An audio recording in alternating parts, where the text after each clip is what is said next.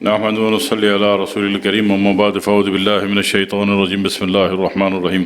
अस्सलामु अलैकुम व रहमतुल्लाहि व बरकातुहू।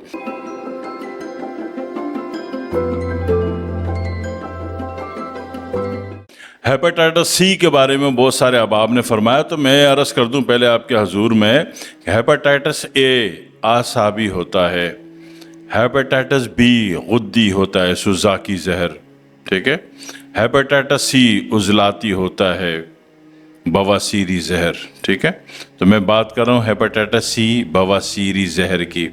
जो बवासीरी जहर मस्कुलर यूनिट, मस्कुलर सिस्टम को समझता है, बड़ी आसानी से समझ में आ जाएगी कि मैं क्या कह रहा हूँ, ठीक है। तो ये बवासीरी जहर से होता है हेपेटाइटिस सी, और इस सूरत में जिगर में और उसके अतराफ़ में जो खून है वो काला हो जाता है। चेहरे का रंग भी काला, जिगर काला होगा तो चेहरा भी काला होगा, चेहरे का रंग भी काला होने पर आ जाता है। और अक्सर औक़ात इसमें लीवर साइरोसिस में भी चला जाता है, और जब लीवर साइरोसिस में चला जाता है तो पेट में पानी भी पड़ जाता है, ठीक है। और जब पेट में पानी पड़ जाता है तो तिल्ली भी फूल जाती, तिल्ली भी सूज जाती, बढ़ जाती, ठीक है। ये सारी अलामतें किसकी हैं? हेपेटाइटिस सी की, सही है। इसमें करना क्या होता है? करने के बहुत सारे तरीके हैं कि इससे पहले तो जो आपने करना है वो आप कर लीजिए कि जितनी भी गर्म मिजाज की चीज़ें हैं, आमतौर पर ज़ख्मी करने वाली चीज़ें, उजलाती चीज़ें, क्योंकि मरज़ उजलाती है, तो उसमें जैसे चने की दाल, मसूर की दाल, बड़ा गोश्त, पकोड़े, ठीक है, ये चीज़ें होटल के खाने बंद कर दीजिए। टोमेटो केचप, वो भी, उसमें भी एसिड होता है, और फिर टोमेटो केचप जो कुछ होता है। फिर अगर इसका इलाज करने बैठें तो सेकंड स्टेप में ये कि पानी ज़्यादा पीजिए, पानी कसरत कर दें पानी पीने की, ठीक है। और चाय पीने से पहले भी आदत डालें कि 1-1.5 गिलास लाजमी पानी पिया करें, क्योंकि चाय की पत्ती भी उजलाती होती है, ठीक है, वो हेपेटाइटिस सी को बढ़ा देगी, ठीक है जी। 2 काम आपने कर लिए।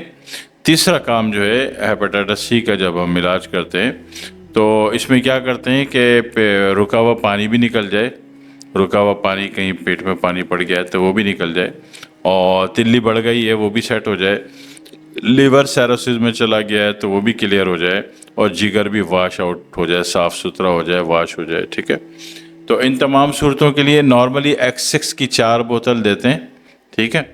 अगर पानी नहीं पड़ गया है और कॉन्स्टिपेशन नहीं है और तिल्ली नहीं बढ़ गई है तो X6 की 4 बोतल काफ़ी होती है। अगर पानी बढ़ गया है, पड़ गया है, तिल्ली बढ़ गई है और लीवर साइरोसिस में चला गया है, तो फिर ये है कि आपको जनाब वाली 4 बोतल DRH की भी लेनी पड़ती है, ठीक हो गया। ये आसान तरीका। और इसमें इंतहाई मुफीद खाने के अतबार से अगर बात कर ली जाए तो जो इंतहाई मुफीद है सी में, वो खीरा और ककड़ी है। और सर्दी का मौसम है तो सुबह नहीं खाएंगे, रात को नहीं खाएंगे, दोपहर को खा लेंगे, ठीक है। दोपहर को खीरा ककड़ी खाएंगे, पेट भर के खा सकते हैं, फ़ायदा होता है। और दूसरा ये कि दही में इसको ग्राइंड करके शेक बना लें, खीरा ककड़ी को, या दोनों में से किसी एक को या दोनों को, और शेक करके इसको पीना शुरू कर दें तो उससे भी फ़ायदा होता है। कुछ लोगों ने घर में गुलकंद बनाया हुआ होता है, गुलाब की पत्तियों का, घर में जो नानी दादी के तरीक़े का बना हुआ होता है, तो वो भी अगर रात को ले लिया जाए तो उससे भी फ़ायदा होता है। गुलकंद नहीं है, घर का बना हुआ साफ़ सुथरा जो होता है, क्योंकि बाज़ार में जितना भी गुलकंद है वो मज़ारों से जो चोरी का जो आता है, गुलाब की पत्तियाँ, उसका होता है, और उसमें अगरबत्तियों की तीलियाँ भी होती हैं, ठीक है, और पुराना भी होता है, इन्फेक्टेड भी होता है, तो उससे जो गुलकंद बनता है वो हो सकता है आपको कुछ फ़ायदा दे दे, लेकिन नुकसान ज़्यादा दे देगा, ठीक है। तो बेहतर है कि आपने ख़ुद गुलाब के फूल हार वालों से पत्तियां ख़रीदी हों, वो पत्तियां सस्ती मिल जाती हैं गुलाब के फूल हार वालों से, तो उसको आपने सुखा के बनाया हो तो ये गुलकंद भी फ़ायदा। अगर ऐसा गुलकंद है तो फिर पानी कहीं पड़ गया और रुक गया हो, उसके लिए आपको फिर DRH नहीं लेनी पड़ती। मगर ऐसा नहीं है, आपने बनाया हुआ अपना ज़ाती नहीं है तो फिर DRH की भी दवा लेनी पड़ती है। मगर असल इलाज हेपेटाइटिस सी का जो है, अगर इनिशियल लेवल पर है तो X6 की 4 बोतल से हो जाता है।